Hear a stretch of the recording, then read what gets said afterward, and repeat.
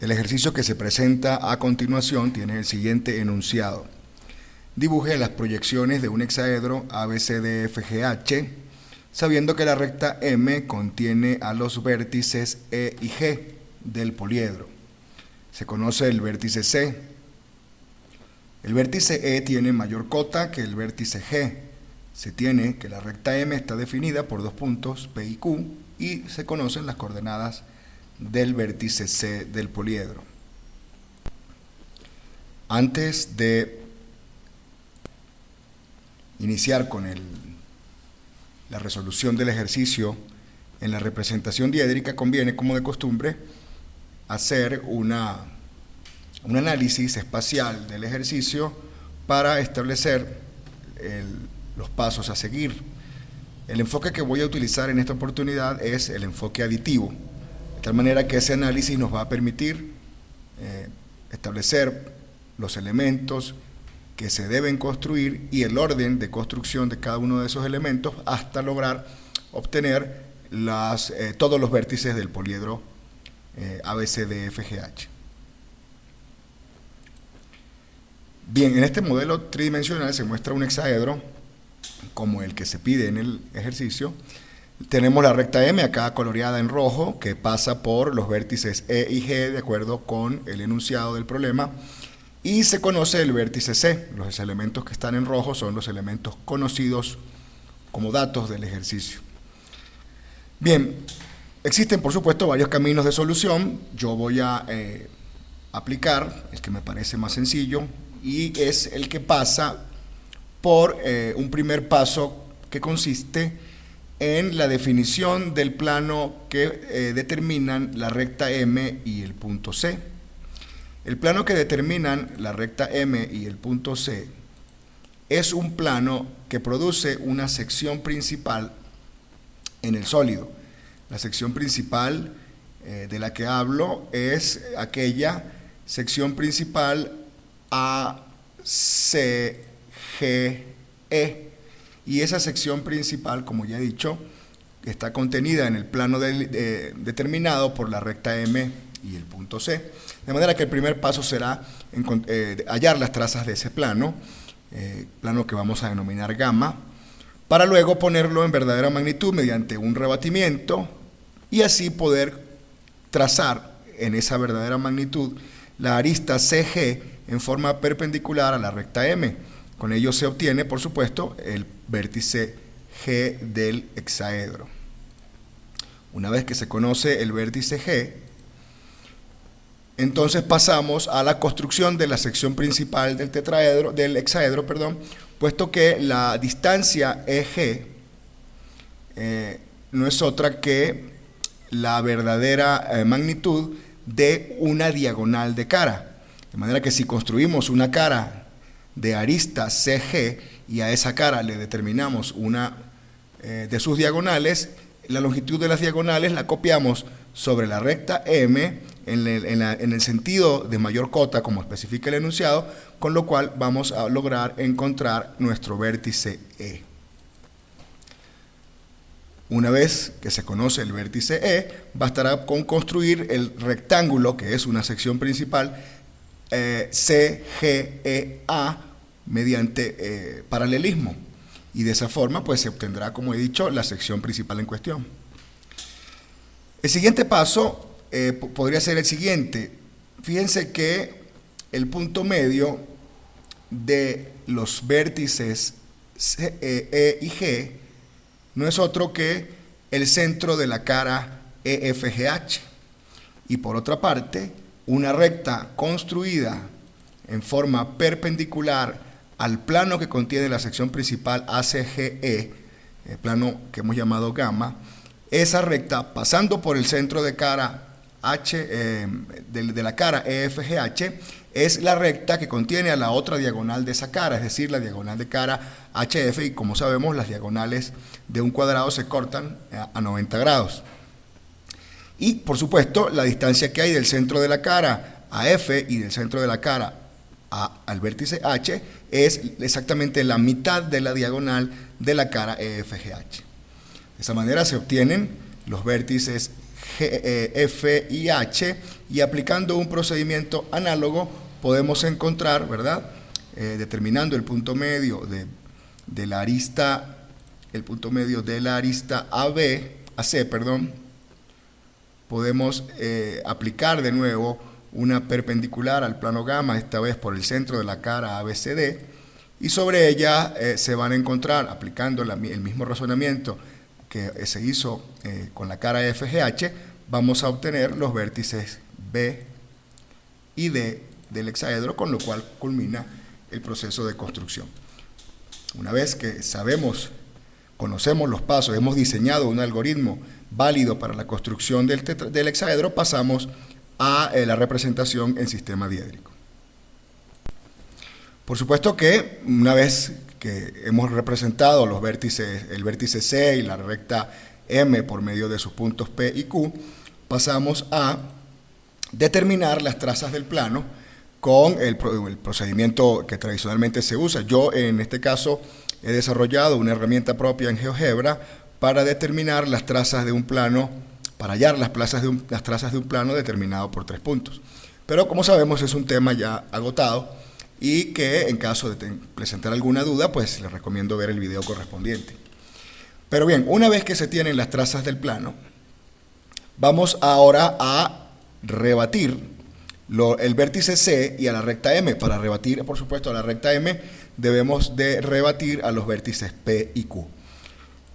En esta oportunidad también yo he desarrollado una herramienta que me permite realizar ese rebatimiento, digamos, de forma automática. Pero, por supuesto, como ya dije, si tienen algún inconveniente con este paso, pues vamos a repasar el tema de rebatimiento de planos y los videos correspondientes. Una vez que se aplica el método de rebatimiento sobre los puntos P, Q y C, pues se obtiene el verdadero tamaño, la posibilidad de encontrar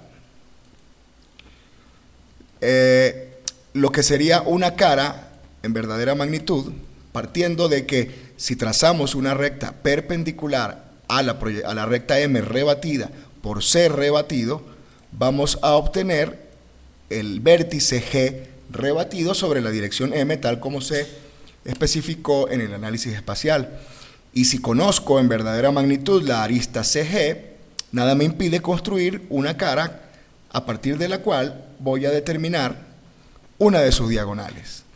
Recuerden que la distancia GE corresponde a una diagonal de cara del hexaedro. Así, si copiamos el tamaño de la diagonal de cara a partir de G rebatido sobre la recta M rebatida, vamos a encontrar E rebatido, que es el vértice del hexaedro que se encuentra aparte de G en la recta M. Una vez que hemos determinado E rebatido, bastará con construir la sección principal CGEA, y que se trata de un rectángulo que, como sabemos, tiene 2 lados iguales a 2 aristas y 2 lados iguales a 2 diagonales de cara.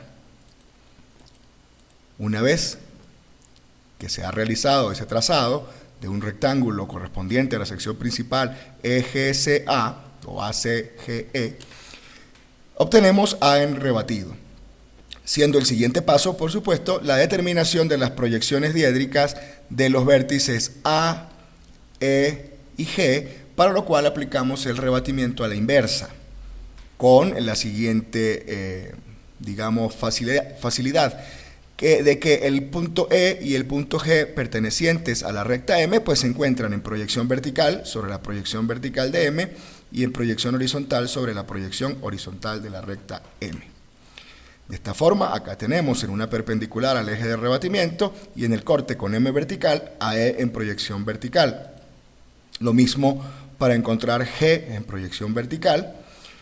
Y luego, para encontrar el punto A, en este trazado se ha apelado, o se ha, mejor dicho, utilizado la propiedad que tiene el rectángulo de que sus lados opuestos son paralelos. En tal sentido, trazando por C vertical una paralela a M vertical y trazando la perpendicular al eje de rebatimiento que corresponde a A en rebatido, obtenemos en el corte de ambas líneas la proyección vertical del punto A. Seguidamente, pasamos a determinar las proyecciones horizontales de los puntos, aplicando el mismo razonamiento. La proyección horizontal, cada proyección horizontal se encuentra, como sabemos, en un alineamiento perpendicular a la línea de tierra. E en horizontal se encuentra en la proyección horizontal de la recta M, lo mismo que G en horizontal. Y A en horizontal se ha determinado aprovechando el hecho de que la recta CA es paralela a la recta M que contiene a GE. De esta forma hemos determinado los vértices de la sección principal en cuestión, contenidos todos en el plano gamma.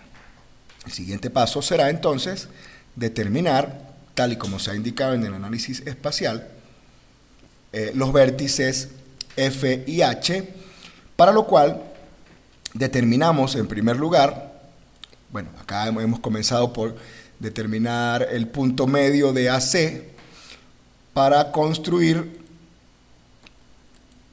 una perpendicular al plano gamma. Es decir, lo que vamos a hacer es determinar la diagonal BD de la cara ABCD. Para ello sabemos que dicha diagonal se encuentra contenida en una recta, vamos a cambiar el color de esta recta, que es perpendicular al plano que contiene a la sección principal ACGE, tal y como lo hemos dicho en el enunciado. De manera que esta recta, que estoy cambiando a color magenta, es la recta que contiene a la diagonal de la cara, a la diagonal BD de la cara ABCD. Para copiar el tamaño de la diagonal sobre esa dirección, o mejor dicho, de la mitad de la diagonal a cada lado del centro de la cara y sobre esa dirección perpendicular al plano, es preciso aplicar triángulo de rebatimiento para determinar el verdadero tamaño de un segmento cualquiera de esa recta. Por ello, hemos seleccionado un punto cualquiera de la proyección vertical de esa recta, luego determinamos su proyección en el plano horizontal y aplicamos triángulo de rebatimiento entre el centro de la cara, que es este punto que estoy señalando acá, y el punto cualquiera de la recta perpendicular al plano gamma que pasa por ese centro de cara. Dicho triángulo de rebatimiento está también, automatizado mediante una de las herramientas que he creado para ello. Una vez que tengo el verdadero tamaño del segmento comprendido entre el centro de cara, ABCD, y el punto cualquiera de la recta perpendicular al plano gamma trazado por ese centro de cara, vamos a transportar la longitud de la mitad de la diagonal, es decir, esta longitud, mitad de diagonal de cara en verdadera magnitud, la vamos a transportar mediante el compás a partir de este centro de cara ABCD en proyección horizontal, con lo cual se genera este arco de circunferencia, que va a cortar al verdadero tamaño que se ha hallado con anterioridad, y luego mediante una perpendicular a la proyección horizontal de la recta en cuestión, obtenemos el corte que representa la proyección horizontal del punto B. Es decir, lo que se ha hecho es transportar la distancia igual a la mitad de la diagonal de cara en verdadera magnitud sobre el verdadero tamaño de la recta perpendicular al plano gamma trazada por el centro de cara ABCD. Una vez que se ha obtenido B en horizontal, pasamos a duplicar, mejor dicho, por simetría, a encontrar la proyección horizontal del punto D, trazando un arco de centro en el centro de cara en horizontal y radio igual a la distancia que hay de ese punto hasta B horizontal. Con ello se obtiene la proyección horizontal de D. Luego, determinamos las proyecciones verticales de estos dos puntos, sabiendo que B vertical y D vertical se encuentran en la proyección vertical de la recta perpendicular al plano gamma trazada por la proyección vertical del centro de cara ABCD. Con ello se tienen los vértices B y D, con lo cual resta determinar, mediante un procedimiento análogo, los vértices F y H de la cara EFGH. Así, Determinamos el centro de cara en proyección vertical de la cara EFGH y trazamos la perpendicular al plano correspondiente, lo mismo que en proyección horizontal. Y aprovechando el paralelismo que existe entre las aristas del hexaedro, vamos a obtener H vertical, F vertical, puesto que se encuentran sobre paralelas, por ejemplo, la diagonal de cara FH es paralela a la diagonal de cara BD y las aristas DH y BF son paralelas entre sí. Aplicamos un razonamiento similar en proyección horizontal aprovechando el paralelismo existente entre los diferentes elementos del hexaedro y así encontramos F horizontal y H horizontal. Finalmente, solamente queda pendiente la visibilidad de nuestra figura. Vamos a iniciar por la proyección vertical. Observamos que F en F es el punto que tiene menor alejamiento y por lo tanto será un punto invisible en la proyección vertical. Vamos en primer lugar a trazar en línea gruesa y en color azul, línea gruesa continua, el contorno de la proyección vertical, para luego, sabiendo que F es punto invisible, D debe ser un punto visible, de manera que las aristas que convergen en D son visibles, puesto que D es punto de mayor vuelo o alejamiento del hexaedro, y dado que F es punto de menor vuelo o alejamiento, pues las aristas que convergen en F, a menos que sean del contorno, van a ser invisibles en proyección vertical. De forma similar, C es vértice de menor cota, E es vértice de mayor cota, de manera que las aristas que convergen en E son visibles, las que convergen en C son invisibles en la proyección horizontal. Iniciamos con el contorno aparente de la proyección del sólido, como siempre visible. Luego, siendo C punto de menor cota, las aristas que convergen allí son invisibles. Y siendo E punto de mayor cota, las aristas que convergen en ese vértice serán visibles en proyección horizontal. Con ello, hemos concluido la construcción de las proyecciones de este hexaedro a partir de una recta que contiene a los vértices E y G y del vértice C, con E de mayor cota, como se ve en el ejercicio, en la solución, aplicando el enfoque aditivo.